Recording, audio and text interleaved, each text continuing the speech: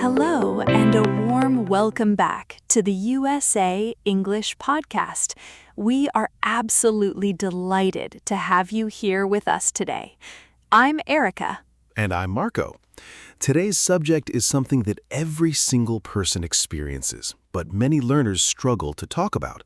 We're talking about how to talk about your feelings and stress in English. Feelings and stress are part of daily life.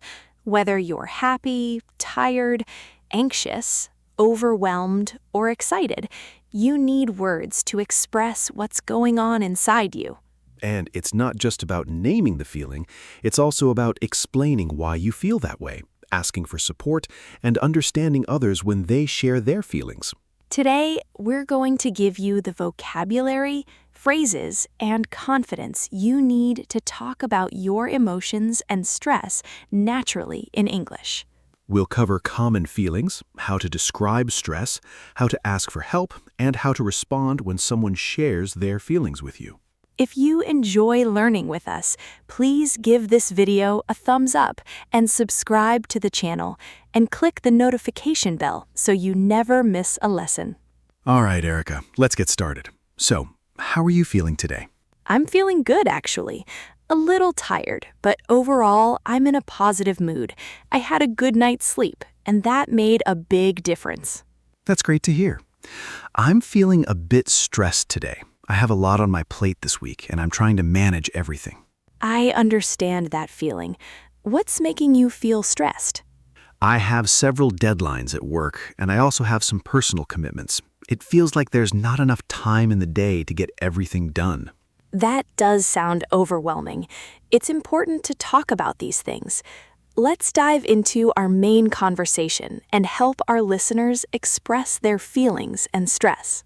Okay, Erica, let's start with the most basic question. Why is it important to talk about feelings? Talking about feelings helps you understand yourself better. It also helps you connect with others. When you share how you feel, people can support you. And when you keep feelings inside, they can grow bigger and more overwhelming. Speaking about them can reduce that weight. Exactly. So the first step is to know the words for different feelings. Let's start with some basic feelings. Happy, sad, angry, scared, tired, excited, nervous, worried, and relaxed. Those are all common and useful, but there are also more specific feelings like frustrated, overwhelmed, anxious, disappointed, and grateful. Overwhelmed is a very common word when talking about stress. It means you feel like you have too much to handle. Yes, and anxious is similar to worried, but it's often a bit stronger and more physical. You might feel anxious before a big event. Now let's talk about how to describe the intensity of your feelings. You can use words like a little, quite, very, extremely, or completely. For example, I'm a little tired, I'm very stressed, or I'm completely exhausted. You can also say, I'm feeling a bit down today, or I'm really happy about this. Now let's talk about how to describe stress specifically. You can say, I'm feeling stressed out, or I'm under a lot of pressure. I have too much on my plate. I feel overwhelmed. Another useful phrase is, I'm burning out. That means you're getting very tired and stressed from working too hard. And you can say, I need a break, or I need to take some time for myself. Now let's talk about how to explain why you feel stressed. You can say, I'm stressed because I have a deadline at work, or I'm worried about an exam, or I have too many responsibilities. Another example, I'm feeling overwhelmed because I have to do everything myself. Now let's talk about how to ask for help when you're feeling stressed. You can say, could you help me with this? Or I could really use some support right now. Another phrase is, would you mind taking over this task? Or I need someone to talk to. And you can say, I'm feeling overwhelmed. Can we talk? Asking for help is a sign of strength, not weakness. Now let's talk about how to respond when someone shares their feelings with you. You can say, I'm sorry to hear that, or that sounds really difficult, or I understand how you feel. Another phrase is, Is there anything I can do to help? Or, I'm here for you. And you can say, that must be really hard. Take your time. Showing empathy is very important in conversations about feelings. Now let's talk about how to describe physical symptoms of stress. Stress can cause physical symptoms. You can say, I have a headache, or my shoulders are tense, or I can't sleep well. Another example is, I feel tired all the time, or my heart is racing. These physical signs are important to notice and talk about. Now let's talk about how to describe positive feelings. You can say, I'm feeling great today, or I'm in a good mood, or I'm really happy about this. Another phrase is, I'm excited about the weekend, or I'm grateful for your help. Positive feelings are just as important to express as negative ones. Now let's talk about how to describe mixed feelings. Sometimes you feel both positive and negative. You can say, I'm excited but also nervous, or I'm happy but I'm also a little scared. Another example is, I'm looking forward to it, but I'm also worried about it. Mixed feelings are very common and perfectly normal. Now let's give some sample conversations about feelings. Great idea. Let me start. Marco, how are you feeling today? To be honest, I'm feeling a bit stressed. I have a lot of work to do, and I'm worried I won't finish on time. I'm sorry to hear that. What's making you feel so stressed? I have 2 deadlines this week, and I also have to prepare for a meeting. It feels like too much. That does sound overwhelming. Is there anything I can do to help? Thank you, Erica. Just talking about it helps a little. I'm glad. Remember to take breaks and breathe. You'll get through it. Thanks. I appreciate that. That was a natural and supportive conversation. Now let's do another one, this time about feeling down. Marco, you seem quiet today. Is everything okay? I'm not feeling my best today. I'm feeling a bit down. I didn't sleep well last night, and I just feel tired and low. I'm sorry to hear that. Do you want to talk about it? I think I just need some rest. Sometimes I put too much pressure on myself. That's very understandable. Be kind to yourself today. Take it easy. Thank you, Erica. I'll try to do that. And if you need to talk, I'm here. I appreciate that. That was a gentle and caring conversation. Now let's talk about how to describe stress in different situations. At work, you can say, work has been really stressful lately, or I'm under a lot of pressure at work. At school, you can say, I'm stressed about my exams, or I have so much homework. At home, you can say, I'm stressed about family responsibilities, or I'm trying to balance everything. In relationships, you can say, I'm feeling stressed about my relationship, or I'm worried about my friend. Now, let's talk about how to cope with stress. You can say, I try to take deep breaths when I feel stressed, or I go for a walk to clear my head. Another phrase is, I talk to a friend when I feel overwhelmed, or I listen to music to relax. And you can say, I practice yoga or meditation, or I try to get enough sleep. Coping strategies are important to talk about. Now let's talk about how to encourage someone who is stressed.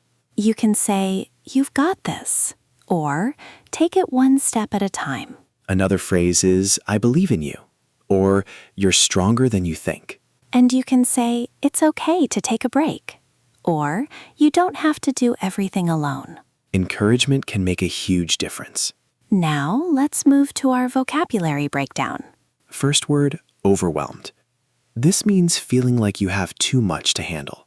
For example, I feel overwhelmed by all my tasks, and she was overwhelmed by the amount of work.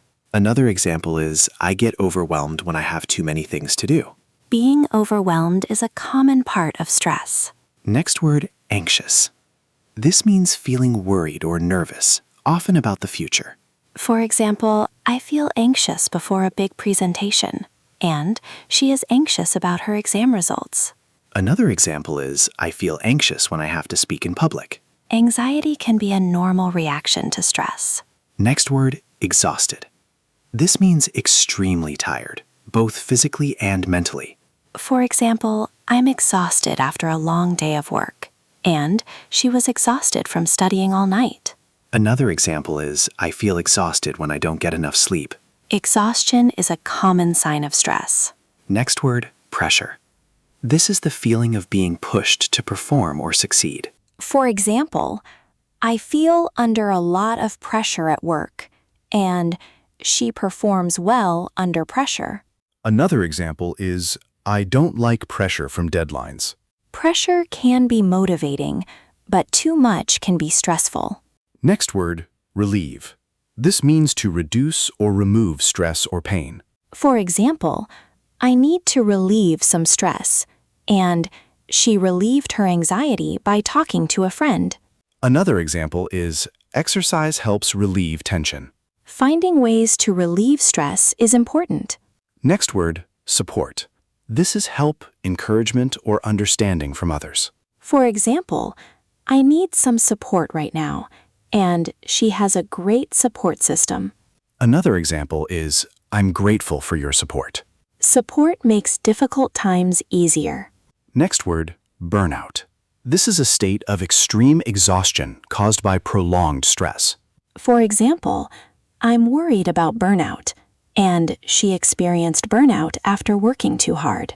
Another example is, burnout is a serious issue in the workplace. Recognizing burnout is important for mental health. Next word, grateful. This means feeling thankful for something. For example, I'm grateful for your help, and she felt grateful for the support.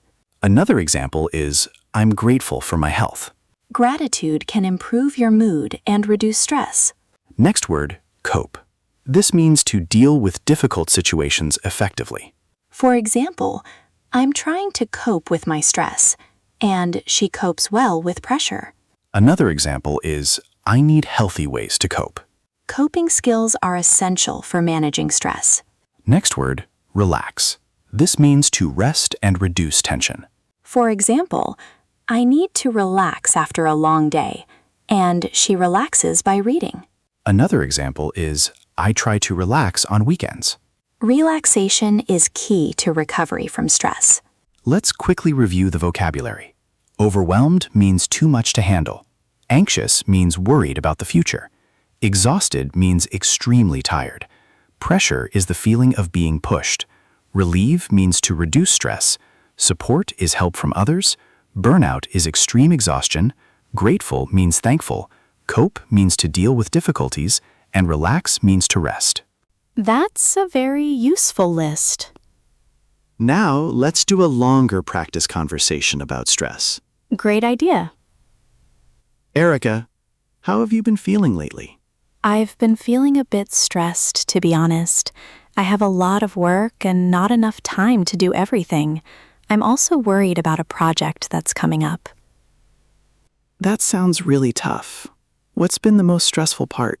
Probably the deadlines. I feel like I'm always rushing and I don't have time to relax. I'm also not sleeping very well because I keep thinking about everything I need to do. I can relate to that. I've been feeling similar lately. It's like there's never enough time in the day. Exactly. And sometimes I feel guilty when I take a break, even though I know I need one. I understand that feeling. But taking breaks is important. It helps you recharge and be more productive. You're right. I need to be better at giving myself permission to rest. Maybe we can both try to take more breaks and support each other.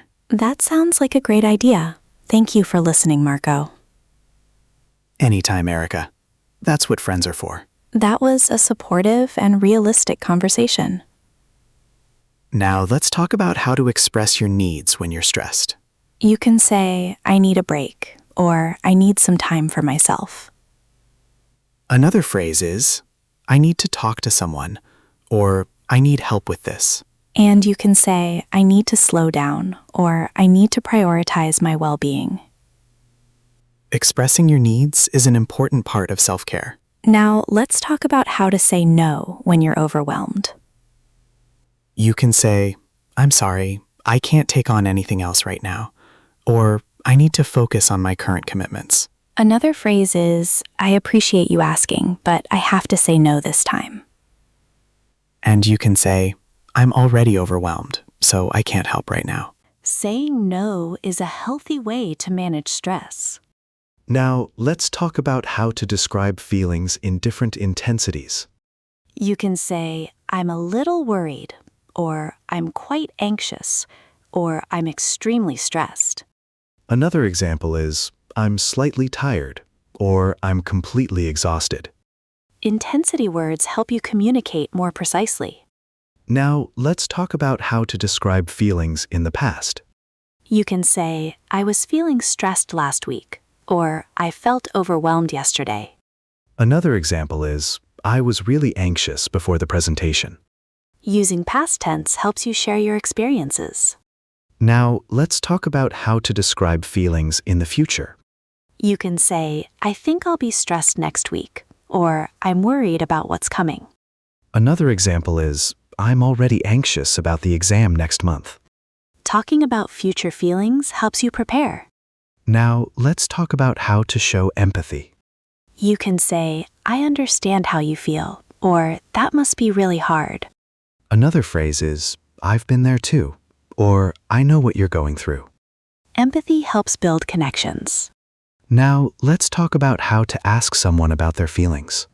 You can say, how are you feeling today? Or, is everything okay?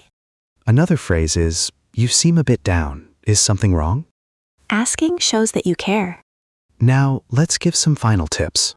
First, learn the vocabulary for common feelings. Second, practice explaining why you feel that way. Third, don't be afraid to ask for help. Fourth, show empathy when others share their feelings. Fifth, take care of yourself and manage stress in healthy ways. And remember, talking about your feelings is a sign of strength, not weakness. Now let's recap the key points. First, knowing the words for feelings is the first step. Second, explaining the reason behind your feelings is important. Third, asking for help and offering support are key. Fourth, managing stress with healthy coping strategies is essential. Fifth, showing empathy helps others feel understood. The main message is this: talking about your feelings and stress in English is a valuable skill. With the right vocabulary and phrases, you can communicate your emotions clearly and connect with others. Now, we want to hear from you. This is our favorite part. Our question of the day is, how do you usually cope with stress? And how do you talk about it in English? I'll answer first. I usually cope with stress by going for a walk and listening to music. I talk about it by saying, I need to take a break because I'm feeling stressed. For me, I cope by talking to a friend or writing in my journal. I usually say, I'm feeling overwhelmed, so I need to slow down. See, we have different answers, and that's okay. So, viewers, we want to know about you. You can write, I cope with stress by, or I usually say when I'm stressed, or one thing that helps me is, please tell us in the comments. It helps us make better videos, and it helps you practice writing. Thank you so much for spending this time with us today. We hope this lesson helps you talk about your feelings and stress with confidence. If you enjoyed this video, give it a big thumbs up. Click the subscribe button and the little bell. That way you won't forget to join us for our next lesson. You are all wonderful students. Keep practicing, keep sharing, and keep taking care of yourself. Yes, your feelings matter. Don't be afraid to express them. Have a wonderful day, evening, and night. Goodbye, everyone. Bye for now. See you in the next lesson.